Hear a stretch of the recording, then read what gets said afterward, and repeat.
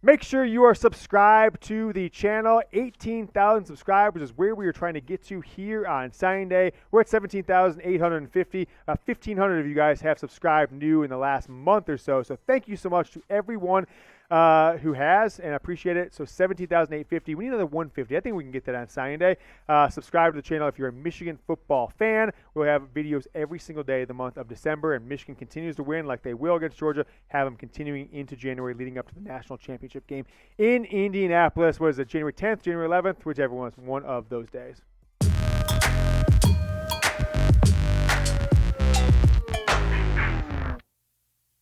Let's take a look at the 2022 Michigan football recruiting class here on signing day as our Chat Sports signing day special for Jim Harbaugh's Michigan football recruiting class. That's had a wild day of excitement. You've had a decommit, you've had 4 or so commits, and still waiting for a couple guys to sign on the dotted line. So let's take a look at the players as of now that have signed with Michigan, sent in their letter of intent.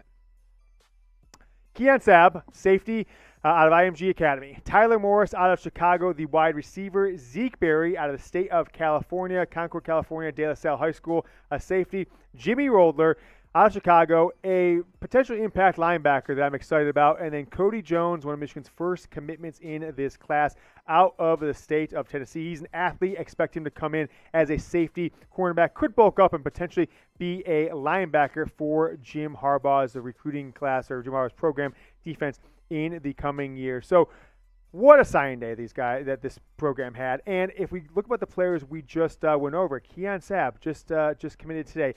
Zeke Berry just committed in the last week or two. Jimmy Roller's been around for a while, but it's not a ton of time. He committed to Michigan. I just had it up, but I lost it here. So high-impact guys. You notice we didn't say Will Johnson. We'll talk about the guys who have yet to actually sign their letter of intent that we expect to this afternoon here in a moment. So that's the top 5 players who have actually signed here as of 3:42 p.m. Eastern on Wednesday, National Signing Day. So I want you guys grade Michigan's 2022 recruiting class A, B, C, D, or F.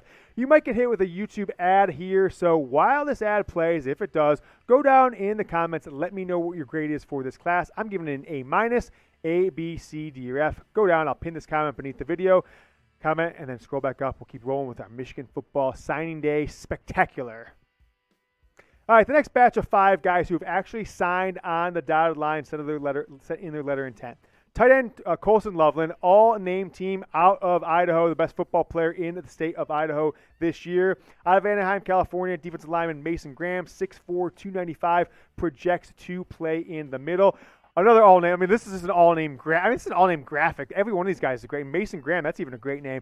Alex Orji, if he's the starting quarterback for Michigan, or maybe he switches positions. I've had some recruiting guys in the state of Texas talk to me today saying, hey, he might be a guy who changes position. If he gets in the game, Michigan all announcers will just have Gus Johnson. It's an Orji in Ann Arbor. That'll be amazing to see. He's a quarterback commit, flipped today from Virginia Tech to Michigan. So there's actually, 5 guys who have committed today, right? So I forgot about Orji. Never forget about an Orji. Amorion Walker flips from Notre Dame to Michigan out of the state of Louisiana, and then another great name, Marlin Klein. You gotta have a lot of confidence to name your son Marlin after a fish. So Marlin Klein, tight end out of the state of Georgia. Michigan was all over the map in a good way. Texas, California, clearly Georgia, Florida, the state of Michigan.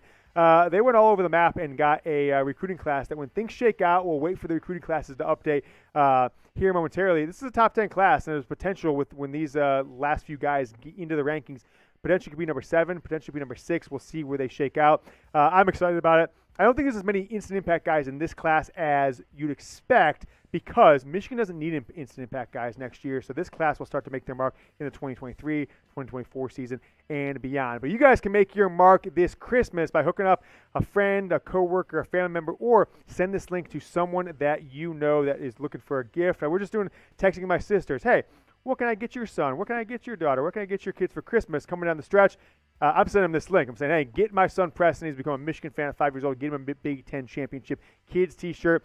The link is in the comments and the description of the video, chatsports.com/champs. We'll keep that video live, or that link live, through the rest of the month of December. So if you come back in a couple weeks, always remember chatsports.com/champs Everything as of now this morning was in stock. Nike and some other websites, MDN, were out of stock on almost everything good. So take a look. We've got things back in stock for you at chatsports.com/champs. All right, let's keep rolling through these Michigan football recruits. The Pollard brothers are in this next 5. They're not actual brothers, but hey, what are the odds that you've got 2 guys named Pollard? Myles out of Tennessee, the cornerback, been committed to Michigan since last summer. And then Alessandro Lorenzetti, offensive tackle out of the state of Connecticut, kind of one of those East Coast Don Brown style guys, but he's got quite a motor on him. Number 660 player in the country. Micah Pollard out of Jacksonville, Florida, linebacker that a lot of people are excited about. His speed and his playmaking ability, 3-star. CJ Stokes, running back out of South Carolina, and then Damani Dent, maybe the highest upside guy in this class. I think Damani Dent reminds me of Rod Moore. Wasn't on anybody's radar. Didn't get the big offers. Michigan swooped in, got him, and he will be a playmaker down the road. Although I think he's a little too raw to potentially make an impact from day one coming up next year. Take a look at some more signed recruits, kind of towards the bottom of this class as far as rankings from the guys who are signed. Deuce Spurlock, what a name on him.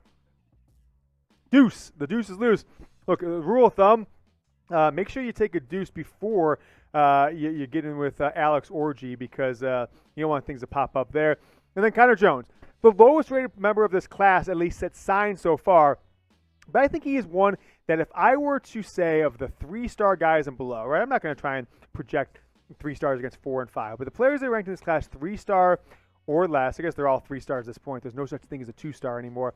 I think Kody Jones is the one that has the most potential to be all Big Ten player. I think he will be a starter by, maybe it's not his second year in the program, certainly not for his first year, but by 2024, his 3rd year in the program, redshirt sophomore, he will be a starter, I think, and he potentially could be a 2 or 3-time all Big Ten player. So I hope it kind of shakes out, but his film and what people have been saying about him and his dedication and work ethic, I am really excited to see what becomes of Kody Jones down the stretch. Look at this graphic, folks. Michigan has some big-time players coming to this class. These guys have not signed yet, well, because 2 of the 3 of them have just committed to Michigan in the last 30 minutes. Will Johnson, top 20 player in the country, the best football player in the state of Michigan in the 2022 class, cornerback. Deion Johnson's his dad, former Michigan football player, cornerback in the early 90s. He's the star. He's the J.J. McCarthy, Donovan Edwards of this class. He is the linchpin. Has yet to sign, though, so we're going to keep an eye on this as it develops. Expect him to sign at a press conference at his school with other athletes this afternoon. Derrick Moore just committed to Michigan live on our signing day show via Instagram Live. Number 79 player in the country out of St. Francis Academy in Baltimore. He was a high school teammate of Blake Corum a couple years apart. And then Darrius Clemons out of the state of Oregon, Portland, picked Michigan over the hometown team, Oregon Ducks, and, of course, Penn State and Auburn were the teams that he decided on Michigan over. So that was exciting. I want to know from you guys.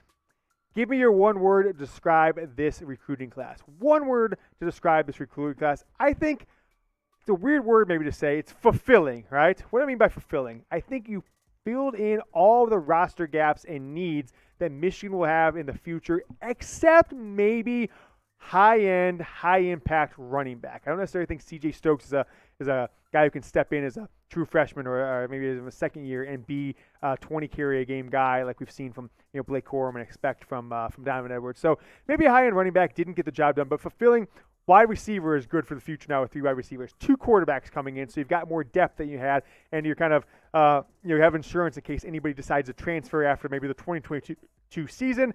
Offensive line, defensive line, skill position players, and heck, secondary. Michigan has just a boatload of players in the secondary who will be big-time players. Will Johnson, obviously Keon Sabb, and some others. Zeke Berry out of the state of California as well. So give me your one word to describe this recruiting class. Now, let's take a look at the rest of this class. Keon Grant, top 500 defensive lineman, has yet to sign yet as of expected to sign, but as 3:50 p.m. here on Wednesday, has yet to sign with Michigan. Jayden Denegal just signed. We just got through the wire. As we are filming, he just signed, so he'll move up to the has signed class. Been coming to Michigan for a